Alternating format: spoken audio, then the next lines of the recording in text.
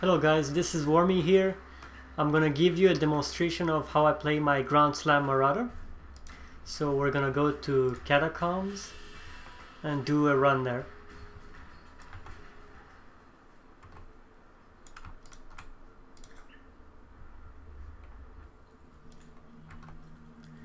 While I do this run, I'll explain the skills I use and the gem, what are they linked to and everything.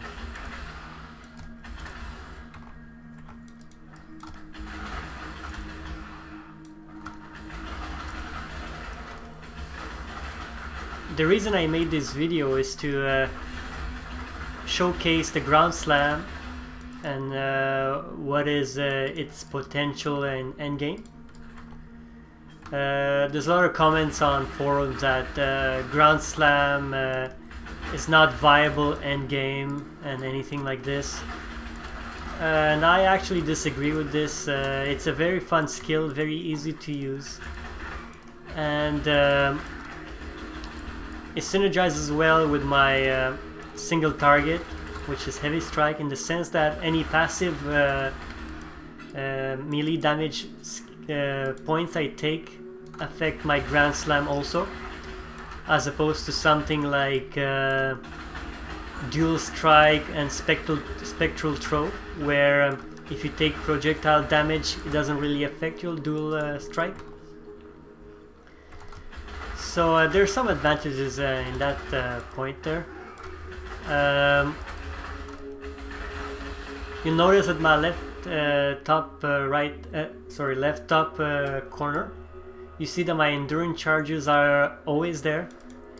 That is because I'm running a gem called Enduring Charges on Melee Stun, which works very well. My charges are always up whenever I hit a mob, so whenever I stun the mob, which is pretty much always, I generate charges.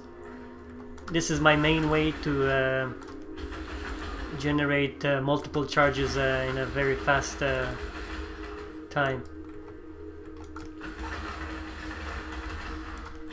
The second way I generate the charges is via cast on damage taken, which is linked to my Enduring Cry.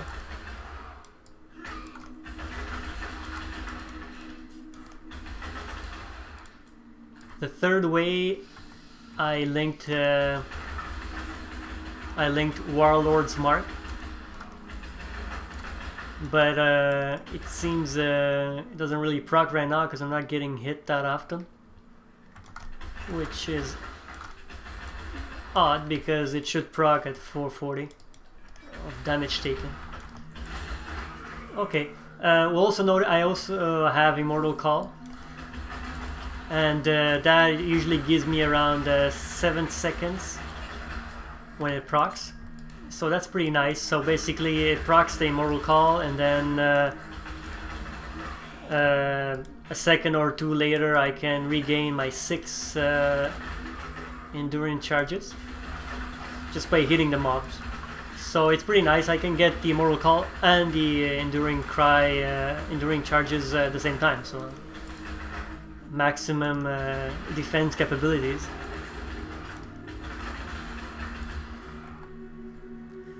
As you can see, the clear speed, it's not bad. It's not that big of a difference between Catacombs and let's say a 72 or 73 map in terms of monsters. They pretty much take the same amount of time. There's not that big of a difference. The only difference obviously in maps is the end boss, which makes a difference, you know. But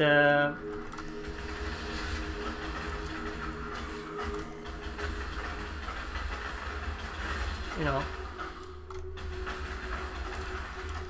it's pretty fun with multi-strike. You don't have to do much. You just stand in one spot, press shift, and the character does it all for you. So, you know, that's pretty fun because it takes advantage of the maximum range of Ground Slam.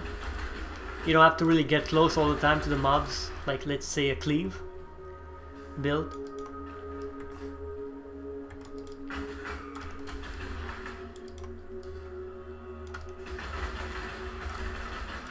Oh, a blessed orb. Great. Now I have maybe 12 of them.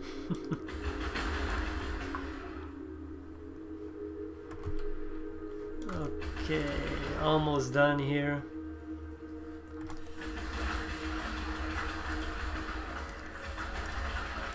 See, pretty simple, no problem.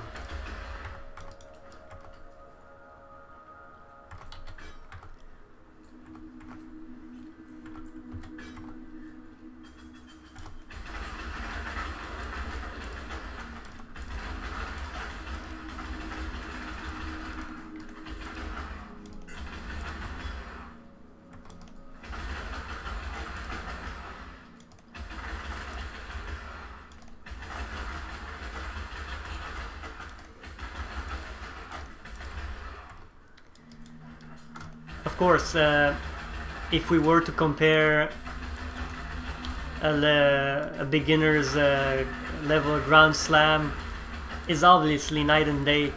It seems that some people just like use ground slam for a couple of levels in the beginning, then they go to their regular build and they think that ground slam is no good because it's slow or anything like that. This is far from slow. This is fast. This is pretty fast. I mean,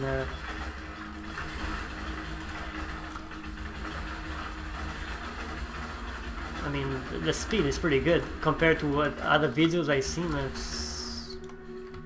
I mean, we can compare it to, say, like something like Discharge or anything like that, but I mean, I can't really complain. For me, it's way more than acceptable. So just to reiterate, I'll show you the skills. I use Enduring Charges on melee stun, which is linked faster attacks, multi-strike, ground slam obviously, melee physical damage, and then added fire damage. So this with a very fast mallet, 1.5, which is maximum speed, gives me around 0.15 seconds attack time, which is fast, very fast. So this allows me to have great mobility and hit very fast and be able to move around no problem, as opposed to other slower weapons like Kari Mace, Kari Maul, where it takes too much time between multi-strike swings, so you know, you can't move around as fast. So just to go back I'll just go to Eternal Laboratory for a second there. I'm just going to display the speed again. This is fast. It's important to, in my opinion, ground slam to work effectively. You need to have a fast weapon and to be able to move around and not be stuck within multi-strike swings.